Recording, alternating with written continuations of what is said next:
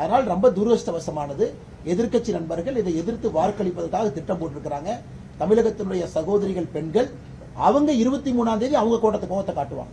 இன்னைக்கு பார்லிமெண்ட்ல 7 மணிக்கு நீங்க மாத்தி வாக்களித்தால் தமிழகத்தினுடைய சகோதர சகோதரிகள் யாரெல்லாம் மாத்தி வாக்களித்தார்களோ அந்த கட்சிக்கு எதிராக நீங்கள் 23ஆம் தேதி எதிராக நீங்கள் வாக்களிக்க வேண்டும் என்று அன்போடு இந்த நேரத்தில் கேட்டுக்கிறோம்.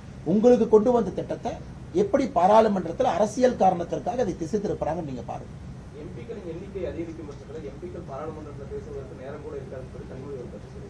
கனிமொழி அக்கா 813 எம்பி 816 எம்பிக்கு நம்ம ரைஸ் பண்றோம். 543 இருந்து 816 பேசுறதுக்கு கூச்சல் குழப்பம் யாருன்னு போறது? பாதி நேரம் கனிமொழி அக்கா தானே கூச்சல் குழப்பம் போடுறாங்க. பாதி நேரம் பாராளுமன்றத்தில் அமளிதுமொழி பண்றது யார்? எதிர்க்கட்சி நண்பர்கள் தானே.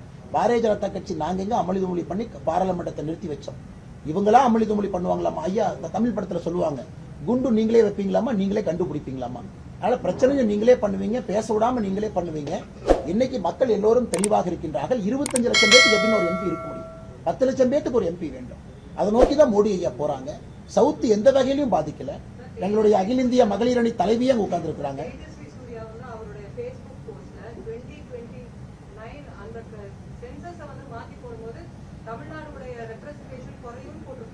இல்ல மேடம், அது தேஜஸ்வி சூர்யா அவர்கள் நேற்று நான் சர்க்குலேஷன் பார்த்தேன், பாராளுமன்றத்தில் பேசியிருக்காங்க.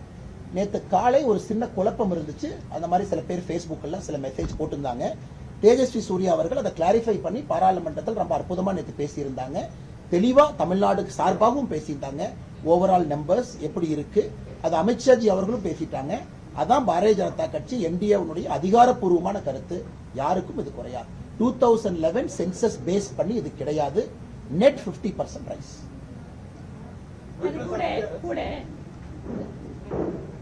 ஒரு வரலாற்று முக்கியத்துவம் வாய்ந்த அரசியல் சாசன திருத்த மசோதா 33% இடஒதுக்கீட்டு எத்தனை வருஷமா இந்திய பாராளுமன்றத்தில் பெண்டிங் இருந்தது? இந்த பேச்சு எப்ப ஆரம்பிக்கப்பட்டது? நீங்க எல்லாம் ஊடக நண்பர்கள், உங்களுக்கு தெரியும் எத்தனை வருஷம் கிடப்பில் போடப்பட்டு ஒரு முறை பாராளுமன்றத்திற்கு வந்ததற்கு பின்பாக அது ஸ்லீப் மூடுக்கு போச்சு. ஆனால் இந்த நாட்டில் இருக்கக்கூடிய சகோதரிகள், இந்த நாட்டில் இருக்கக்கூடிய நமது மகள்கள் கௌரவத்தோடு கண்ணியத்தோடு அவர்களுக்கான உரிமையை பெற வேண்டும் என்பதற்காகவே பிரதமர் மோடி அவர்கள் 33% இடஒதுக்கீட்டை நம்ம புது பாராளுமன்றம் அமைந்தவுடன் முதல் மசோதாவா கொண்டு வந்து தாக்கல் பண்ணார். ஒரு தேசிய மகளிர் அணி தலைவராக நேரடியாக பிரதமர் மோடியின் கீழ் இந்த 6 வருட காலம் பணியாற்றிய அனுபவத்தில் சொல்கிறேன், ஒவ்வொரு மகளும் இந்திய நாட்டில் தலை நிமிர்ந்து கௌரவத்தோடு வாழ வேண்டும் என்பதில் உறுதி கொண்டவர் பிரதமர் மோடி அவர். அதனால அவர் கடந்த முறை இதை பத்தி பேச்சு வரும்போது டீலிமிட்டேஷன் எக்ஸசைஸ் முடிஞ்சு பெண்களுக்கு இடஒதுக்கீடு கொடுக்கணும்னா அவங்க இன்னும் 10 வருஷம் காத்துட்டு இருக்கணும். நம்ம பெண்கள் எதுக்குங்க இன்னும் 10 வருஷம் காத்துட்டு இருக்கணும்? ஒரு இடத்துல நான் வழக்கறிஞர் தான், ஒரு கிராமப்புறத்திலிருந்து படிச்சு வழக்கறிஞராக அதற்கு பின்பாக அரசியலுக்கு போய் இந்த இடத்துல உட்கார்ந்துருக்கேன். ஆனா 39 வருஷம் என்னோட ஜேர்னி. 39 வருஷம் காலேஜ்ல ஃபர்ஸ்ட் இயர் ஸ்டூடெண்டா என்னோட பொது வாழ்க்கை நான் ஆரம்பிச்சிருக்கேங்க. இந்த இடத்துல ஒரு எம்எல்ஏவா உட்காரக்கு 39 வருஷம் எங்களுக்கு எடுத்திருக்கு. அதுவும் எங்க கட்சி இருந்ததால இது சாத்தியாயிருக்கு. என்ன மாதிரி சாதாரண பெண்களுக்கு ஒரு பெண்மணி அரசியல்ல ஒரு இடத்துக்கு வரணும் அப்படின்னா எத்தனை போராட்டம் இருக்கு அப்படிங்கறது உங்களுக்கு எல்லாத்துக்கும் தெரியும். இன்னைக்கு ஒரு வேலைக்கு போற பெண்ணுக்கு கூட எத்தனையோ சங்கடங்கள், சோதனைகள், ஒரு குடும்பத்தை பேலன்ஸ் பண்றதுல இருந்து ஆரம்பிச்சு அவங்களுக்கு வேலை செய்யற இடத்துல இருக்கிற பிரச்சனைகள் வரைக்கும் அரசியல் மாதிரி இருக்கிற இடத்துல ஒரு பெண்மணி அந்த இடத்துக்கு வரணும், ஒரு எம்எல்ஏ எம்பி ஆகணும்னு சொன்னா அவங்களோட போராட்டம் சாதாரணமானது இல்லைங்க. ஒருவேளை அப்பா இருக்கலாம், நம்ம கனிமொழி அக்காவுக்கு ஏதாவது கஷ்டம் தெரியுமா? அவர் தலைவரோட பொண்ணுங்க, எங்க போனாலும் அவங்களுக்கு தனியா கார் இருக்கும், கூட்டம் அவங்களே கூட்டிட்டு வந்து உட்கார வைப்பாங்க. ஆனா எங்களை மாதிரி எங்க நிக்கிறாங்களே சகோதரிகள், எங்களை மாதிரி இருக்கிறவங்களுக்கு எல்லாம் எங்களோட உழைப்பும் மக்களோட ஆதரவு மட்டும்தாங்க, எங்க கட்சியோட சப்போர்ட் மட்டும்தான் எங்களுக்கு இருக்கு. இப்படிப்பட்ட பெண்களுக்கு அசம்பிளிக்கு போகணும், ஒரு பார்லிமெண்ட்ல அவங்க போய் உட்காரணும் அப்படின்னா அதுக்கு ஒரு வாய்ப்பை ஏற்படுத்தி கொடுக்கறதுக்கு பிரதமர் மோடி இன்னைக்கு சட்டத்தை கொண்டு வராரு. அதை திமுகவும் காங்கிரஸும் எதிர்க்குது. இவங்க எல்லாம் பெண்கள் உரிமை பேசுறவங்களா? இவங்க குடும்பத்துல இருக்கிறவங்கள பாருங்க. இன்னைக்கு அவங்களோட எம்பிக்கள் யாருங்க? அமைச்சர்கள் பொண்ணுங்க, இல்ல அவங்களோட தங்கச்சிங்க, இல்ல அவங்க வீட்டுல முன்னாள் அமைச்சர்களோட பொண்ணு. இன்னைக்கு இந்த நாட்டினுடைய குடியரசுத் தலைவரா ரொம்ப எளிய குடும்பத்தை தாண்ட ஒரு பழங்குடி பெண்மணி இருக்காங்க. பிரதமர் மோடியோட அமைச்சரவையில பாருங்க, சாதாரண எளிய பின்புல குலத்தை சார்ந்த திறமைசாலி பெண்கள் அவங்க டீல் பண்ற டிபார்ட்மெண்ட் எப்படி சாதாரணமா இருந்தா பெண் சொல்லுவாங்க. நாங்க கூட கட்சியில சொல்லுவோம், பெண்களா மகளிர் அணியா வாங்கம்மா வரவேற்பு கொடுங்க, கொஞ்சம் பொட்டு வைங்க, பூ தூவுங்க. பிரதமர் மோடி அதை எதிர்பார்க்கலீங்க. பினான்ஸா பெண்மணி கொடுனாரு, எக்ஸ்டர்னல் அஃபேர்ஸா பெண்மணிக்கு கொடுங்கனாரு, மெடிக்கலா பெண்மணிக்கு கொடுங்கறாரு. இப்படிப்பட்ட ஒரு பிரதமர் இந்த நாட்டினுடைய பெண்களுக்காக ஒரு வரலாற்று சிறப்புமிக்க விஷயத்தை கொண்டு வரும்போது இதை எதிர்ப்பவர்களை பெண் சமுதாயம் மன்னிக்காது. நிச்சயமாக எங்களுடைய சகோதரிகள் அவர்களை ஏற்றுக்கொள்ள மாட்டார்கள். அதனால் பிரதமர் மோடி அவர்கள் எடுக்கின்ற இந்த ஒரு முக்கியமான மசோதாவிற்கு அத்தனை பேரும் ஆதரவு கொடுக்க வேண்டும் என ஒரு கட்சியினுடைய தேசிய மகளிர் அணி தலைவர் என்கின்ற முறையிலேயும் ஒரு எளிய பின்புலத்திலிருந்து இன்று அரசியலிலே மற்ற பெண்களுக்கெல்லாம் நான் இருக்க வாமான்னு கையை பிடிச்சு கூட்டிட்டு போற இடத்துல உட்கார்ந்து இருக்கிற காரணத்தால இந்த வேண்டுகோளை நான் வைக்கிறேன்.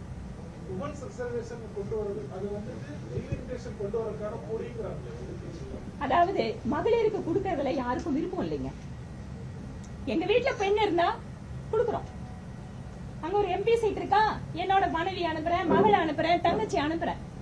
ஆனா இத்தனை பெண்கள் வரும்போது எதுக்குங்க கொடுக்கணும் அப்படிங்கிற மனநிலை தான் இதுக்கு காரணம். அதனால டீலிமிட்டேஷனுக்கும் இதுக்கும் சம்பந்தம் இல்ல. டீலிமிட்டேஷன்ல எங்கேயும் நம்மளோட எம்பிக்கள் எண்ணிக்கை குறையில.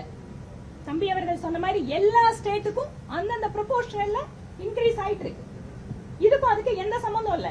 அப்போ இத காரணம் காட்டி பெண்களுக்கு கொடுக்கறத தடுக்க நினைக்கிறாங்க.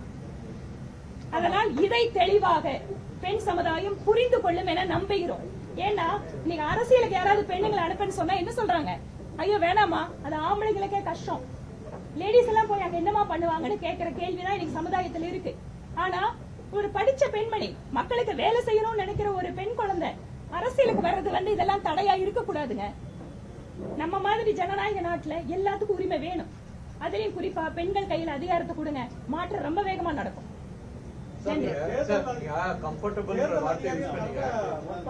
டோட்டலா இருக்கும்போது 11 out of 11 இந்த ரீஜன், பட் டோட்டலா வாட் இஸ் யுவர் prediction? ஒரு ப்ரெடிக்ஷன் பண்ற பிசினஸ்ல நான் இல்ல. நாங்கெல்லாம் பொலிட்டீஷியன்ஸ், மக்களுக்கு பப்ளிக் சர்வன்ஸா இருக்கோம். கம்ஃபர்டபுளா எந்த பிரச்சனையும் இல்லாம என்டிஏ வெற்றி பெறும். ஒரு பெரிய மார்ஜினோட தான் எல்லா சீட்டுமே பாஸ் ஆகும். நான் க்ளோஸ் ஃபைட்னு எந்த சீட்லயுமே பார்க்கல. ஒரு வரலாற்று சிறப்பு மிக்க வெற்றி கிடைக்கும். 2026 Good to see you back, ma'am. We are at the very threshold of the elections. It's on 23rd. At the same time, we are seeing the discussions going on at the delimitation and the women's reservation bill. We saw Leader of Opposition Mr. Rahul Gandhi addressing the parliament today. He said that BJP people have a central fundamental confusion that you are the people of India, you are the armed forces, but you are not. You have started hiding like a cowards behind the people of India, behind the armed forces. And at the same time, discussion is going on the delimitation, women reservation bill. We saw Madam Kanimoi addressing that it should be dealing, that the delimitation exercise should be dealing when the women reservation bill is passed into parliament. Even in the year 2024, when the bill was passed, the bill itself is having the class of a delimitation. It is a part and parcel of the delimitation. And apart from that, what Rahul Gandhi says about criticizing about the present government, and we could say that Rahul Gandhi is underestimating the people's mandate. And it is a third time Prime Minister Modi ji is being elected by the people of India. So in which way he is ignoring that public mandate, and in fact he is not having any belief in the democratic system, what I can see that. So Congress, you just imagine, if they would have decided to give women reservation, even from the beginning they would have given it. But why they have waited? They were in power for so many times. Only after Modi ji has introduced, Modi ji has passed the bill, and Modi ji now don't want to wait. The delimitation exercise has to take place after certain period. When this is being so, Rahul Gandhi is exposing himself and Congress how they are anti-women. முன்னாள் முதலமைச்சர் ஜெயலலிதா உயிரோடு இருந்தப்போ பாஜகவோட கூட்டணி வச்சு நான் ஒரு பெரிய கவர் பண்ணிட்டேன், இனிமேல் எக்காலத்திலும் அந்த கட்சியோட கூட்டணி இல்லை அப்படின்னு சொல்லியிருந்தாங்க. இப்போ சமீபத்துல கோவைக்கு வந்த மத்திய அமைச்சர் பியூஷ் கோயல் என்ன சொல்றாருன்னா, நாங்க ஜெய ஆட்சி மறுபடியும் கொண்டு வருவோம் அப்படின்னு சொல்லியிருக்காரு. ஸோ அவங்க இல்லாத நேரத்துல அவங்க வந்து இப்படி உங்க கூட கூட்டணி முடிச்சு அவங்க இல்லாத நேரத்துல அவங்களோட பேரை பயன்படுத்தி பிரச்சாரம் பண்றது எந்த வகையில நான் இன்னைக்கு நம்முடைய பாரத பிரதமர் ஐயா மோடி அவர்கள் மிக தெளிவாக நம்முடைய பாஸ் அவங்க நம்முடைய பாரதிய ஜனதா கட்சியினுடைய ஃபர்ஸ்ட் காரியகர்த்தா அவங்க தமிழகத்தில் சட்டம் ஒழுங்கெல்லாம் தறிகட்டு இருப்பதை பார்க்கும் பொழுது புரட்சி தலைவி ஜெயலலிதா அம்மாவுடைய ஆட்சி இருந்த பொழுது எப்படி சட்டம் ஒழுங்க பேணி காத்து பத்திரமா வச்சிருந்தாங்களோ அது திரும்ப தமிழகத்திலே வர வேண்டும் என்கின்ற அறைகூவலை விடுத்திருக்கிறார். இன்னைக்கு பாரதிய ஜனதா கட்சியினுடைய ஒரு தொண்டனும் பாரத பிரதமர் சொல்லியதுக்கு இணங்க களத்தில் எல்லோரும் பாடுபட்டு வேலை செய்து கொண்டிருக்கின்றோம். அதில் பிரதமர் அவர்கள் ரொம்ப தெளிவாக இருக்கின்றார்கள். திராவிட முன்னேற்ற கழகத்தினுடைய ஆட்சி தூக்கி எறியப்பட வேண்டும் என்பதில் தெளிவாக இருக்கிறார். கரப்ஷன் கலெக்ஷன் கமிஷன் சிசிசி ஆட்சியாக மாறி இருக்கு. அதனால் இன்னைக்கு பத்திரிகை நண்பர்கள் எல்லோருக்கும் எங்களுடைய ஒரே ஒரு கருத்து மட்டும்தான், 2026 மே 4ஆம் தேதி தமிழகத்தில் ஆட்சி மாற்றம் நடக்கும். அதற்கு நாங்கள் கடுமையாக உழைத்துக் கொண்டிருக்கிறோம். அதே வேளையில கருத்து கணிப்புல தொடர்ந்து திமுக முன்னிலையிலே தம்பி, என்னடா இப்ப போய் கருத்து மக்களை கணிப்பு? பார்க்கலாம்ப்பா. தம்பி பிரச்சாரத்துக்கெல்லாம் காத்துட்டு இருக்காங்க. அங்க வந்து கேட்டுக்கோங்க எல்லாம். நன்றி, எல்லாத்துக்கும் நன்றி.